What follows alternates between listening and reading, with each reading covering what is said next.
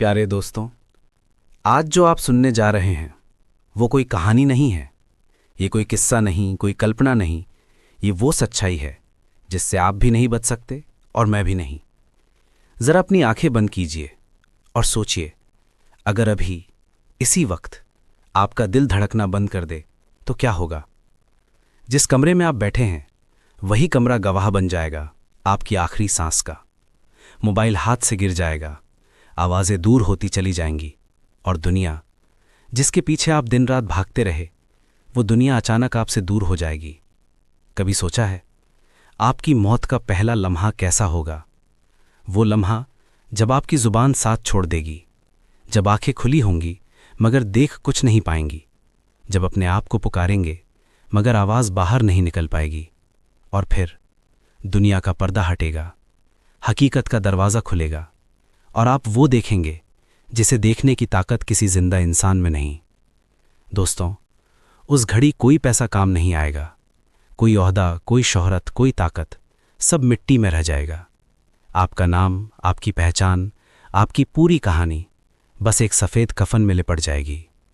सोचिए, जिस बिस्तर पर आज आप चैन से सोते हैं, एक दिन वही लोग आपको ज़मीन के नीचे सुलाकर चले जाएंगे और आप अकेले, न कोई दोस्त, न कोई रिश्ता, न कोई वकील, न कोई सिफारिश, बस आप और आपके आमाल। आज की ये वीडियो आपको डराने के लिए नहीं है बल्कि जगाने के लिए है, ताकि जब वो आखिरी लम्हा आए तो आपकी रूह मुस्कुराए, घबराए नहीं। ताकि कब्र की पहली रात आपके लिए अंधेरी जेल न बने बल्कि जन्नत का बाग बन जाए। दोस्तों, मौत दूर नहीं है, वो हर रोज़ हमारे करीब आ रही है। कब्रें भर रही हैं, नाम मिट रहे हैं, लेकिन हम अभी भी समझ रहे हैं कि हमारे पास बहुत वक्त है।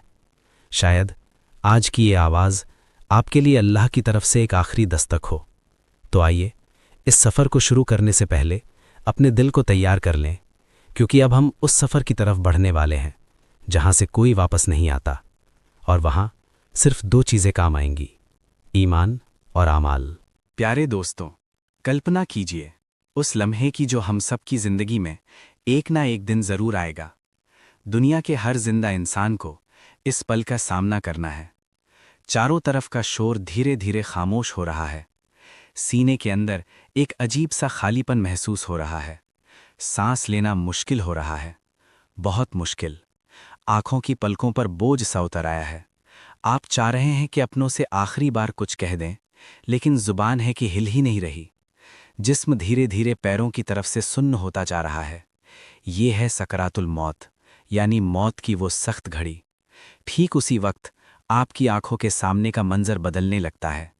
दुनिया का पर्दा हट जाता है।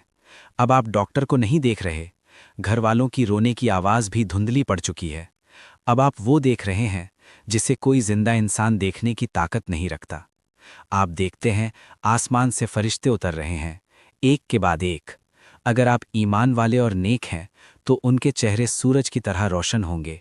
उनके हाथों में जन्नत का रेशमी कपड़ा होगा और ऐसी खुशबू जो दिल को सुकून दे दे। लेकिन अगर आप गुनाहगार हैं तो उनके चेहरे कोयले की तरह स्याह होंगे, बेहद डरावने। इतना खौफनाक मंजर जो आपने अपनी पूरी जिंदगी में कभी नहीं देखा होगा। उनके हाथों में जहन्नुम की बदबू वाला खुरदुरा कपड़ा होगा।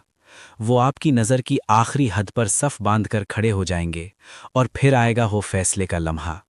आपके सिरहाने आकर बैठेंगे वो जिनको देखकर दुनिया के बड़े बड़े बादशाहों का हौसला भी पल भर में टूट जाए। वो है मलकुल मौत, हज़रत अज़राइल अलैहिस्सलाम। वो कोई आवाज़ नहीं करेंगे, मगर उनकी मौजूदगी से पूरा कमरा एक भारी खामोशी में डूब जाएगा। वो आपकी रूह के सामने होंगे। अगर आप नेक बंदे हैं तो वो पुकारेंगे, ए मुतमईन रूह, निकल आ अपने रब की मग़फ़िरत और उसकी रज़ा की तरफ। और यह आवाज़ सुनकर आपकी रूह ऐसे निकलना चाहेगी जैसे प्यासा इंसान पानी की तरफ दौड़ता है। लेकिन अगर आप नाफरमान हैं तो वो गरज कर कहेंगे, ए बदकार रूह, निकल अल्लाह के गज़ब और अज़ाब की तरफ। खौफ से आपकी रूह जिस्म के अंदर छिपने लगेगी, हर रग में, हर नस में पनाह ढूंढेगी। फिर जब मलकुल मौत आपको छुएंगे, अगर आप मोमिन हैं तो आपकी रूह जिस्म से ऐसे निकल जाएगी जैसे घड़े से पानी की एक बूंद फिसल कर गिर जाती है। न कोई तकलीफ, न कोई झटका, बस एक गहरी सुकून भरी नींद जैसी कैफियत। रूह निकलते ही कमरे में जन्नत की मिस्क और अंबर की खुशबू फैल जाएगी, ऐसी खुशबू जिसे सिर्फ फरिश्ते और आपकी रूह महसूस कर पाएंगे। रहमत के फरिश्ते पलक झपकते ही उस पाक रूह को जन्नत के रेशमी कपड़े में लपेट लेंगे।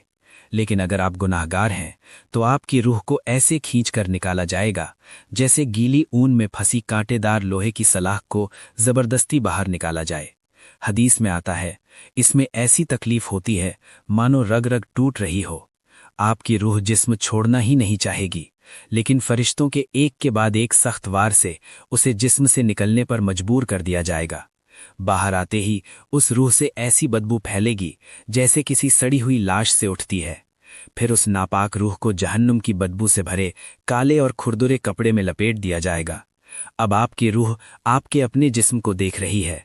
नीचे आपके बच्चे रो रहे हैं, आपका हमसफर बीवी या शौहर बिलख रहा है, माँ बाप सदमे से पत्थर जैसे हो गए हैं।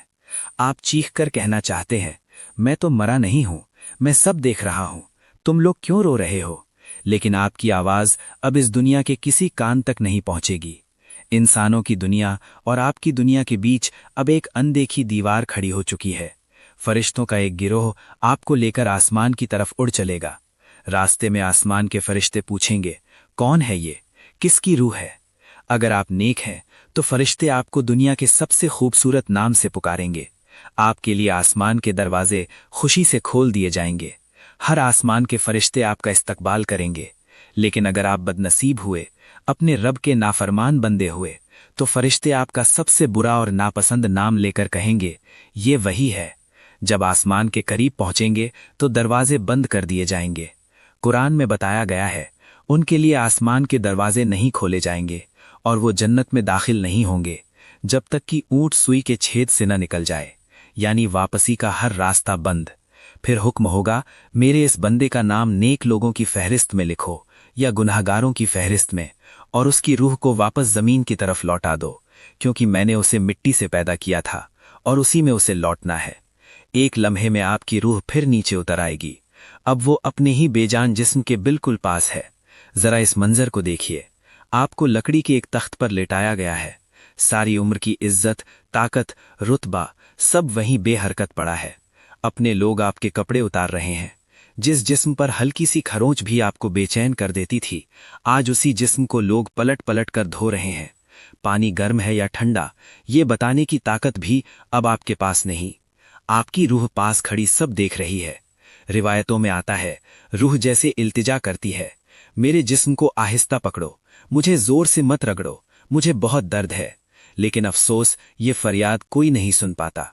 गुस्ल के बाद अब आपको 3 सफेद कपड़ों में लपेट दिया गया है। दुनिया के सारे रंगीन लिबास अलमारी में ही रह गए।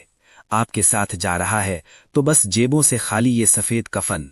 रिश्तेदार, दोस्त सब मिलकर आपको कंधों पर उठा लेते हैं। शुरू हो गया आपके असली घर की तरफ सफर। जब लोग जनाजा लेकर तेज तेज कदमों से चलते हैं तो रूह पुकारती है।